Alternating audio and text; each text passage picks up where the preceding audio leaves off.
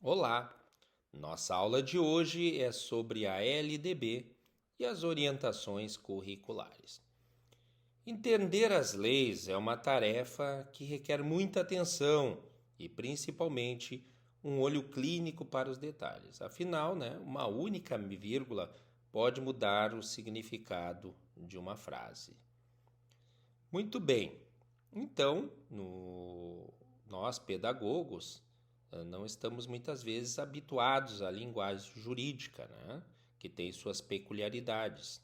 Então, é importante a gente ter pelo menos uma boa noção sobre esses aspectos jurídicos, né? Que envolvem essa série de leis, né? Que regulamentam a educação. Vamos iniciar então com algumas considerações iniciais acerca da organização jurídica no Brasil. Bem, a educação brasileira ela é organizada e regulamentada pelo Ministério da Educação e Cultura, o MEC, que, por sua vez, é outorgado a ditar as normas para o funcionamento da educação em todas as suas esferas.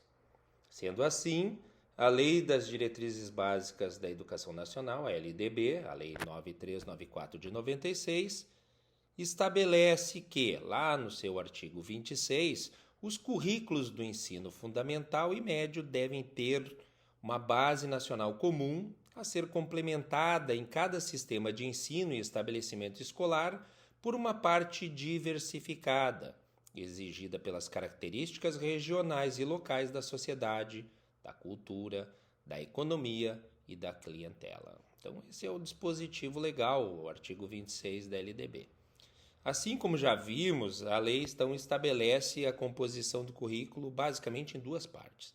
Uma com aspecto mais técnico, orientações para o ensino das disciplinas, que é denominada de Base Nacional Comum, a BNCC, e outra que é um complemento, ou seja, a base não é uma estrutura rígida e acabada e também não se propõe a ser uma grade, mas apenas uma parte complementada pela parte diversificada. Isso faz então com que exista o resgate e a manutenção da identidade da comunidade na qual a escola está inserida, denotando então uma preocupação social por parte do legislador. Assim, é possível notar a existência predominante do pensamento social ao legislar para a escola.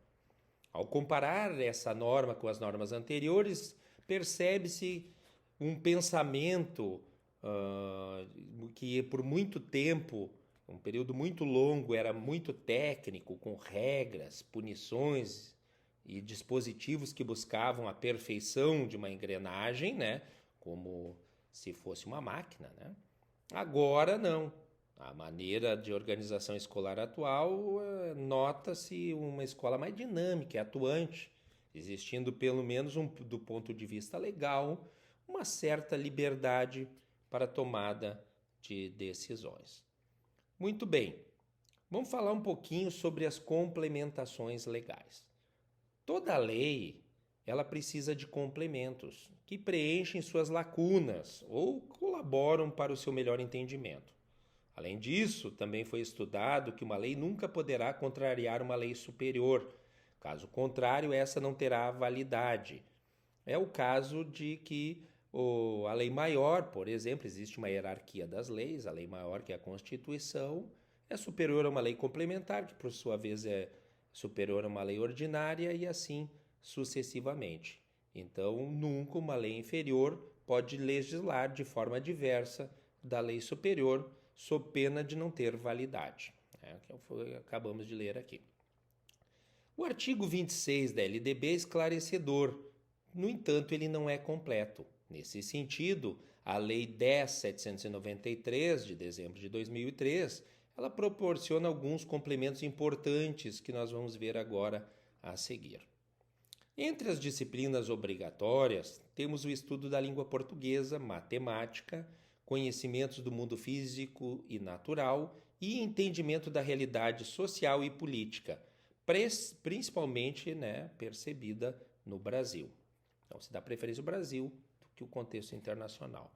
perceba que apenas 2 disciplinas foram nomeadas, né, conforme já é consenso, no caso, o português e a matemática.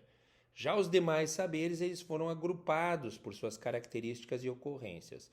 Então, nesse caso, é plausível nós conceber que a instituição tem autonomia para organizar a sua forma de transmitir esses saberes propostos, né? Com relação ao ensino das artes, ele também é obrigatório nos diversos níveis da educação básica. Já o ensino da educação física, apesar de ser uma disciplina obrigatória, ela é facultativa do ponto de vista do aluno, de acordo com a Lei 10.793 de 2003.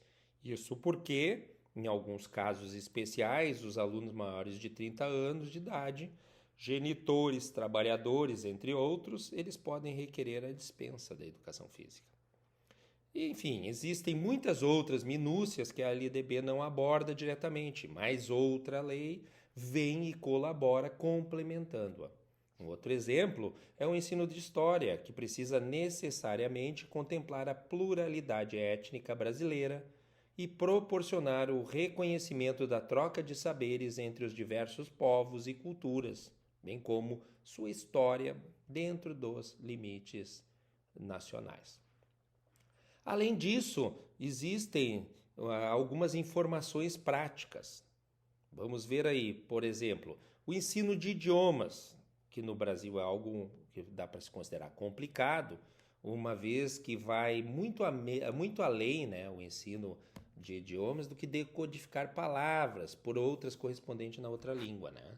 Significa ensinar competências que envolvem complexos esquemas de aprendizados e habilidades. Vamos ver algumas considerações então sobre a língua estrangeira. Primeiro, ela está contemplada na parte diversificada. Então, essa disciplina não é considerada como parte comum, né? Uma vez que em algumas regiões brasileiras possuem traços de outros idiomas além do inglês e do espanhol. Resultado, né, basicamente, da colonização ou da forte imigração, sendo comum encontrar alguns vilarejos, pessoas falando alemão ou italiano, entre outros, especialmente na região sul. Assim sendo, cabe à escola escolher a língua estrangeira que será ensinada, né? É importante destacar também, em relação ao inglês e espanhol, que ao constar como parte diversificada, o ensino da língua estrangeira também tem um papel de resgate de identidade. Não existe uma recomendação de língua a ser ensinada, de modo que a lei ressalva a condição da instituição em oferecer o tal idioma, né? Então, a partir do momento que existe mais profissionais aptos para ensinar inglês ou espanhol em vez de outros idiomas, italiano, russo, esses são, então, em grande parte adotados para cumprir o solicitado. Então, tem mais professores de inglês e de espanhol, as escolas acabam por adotar o espanhol e o inglês.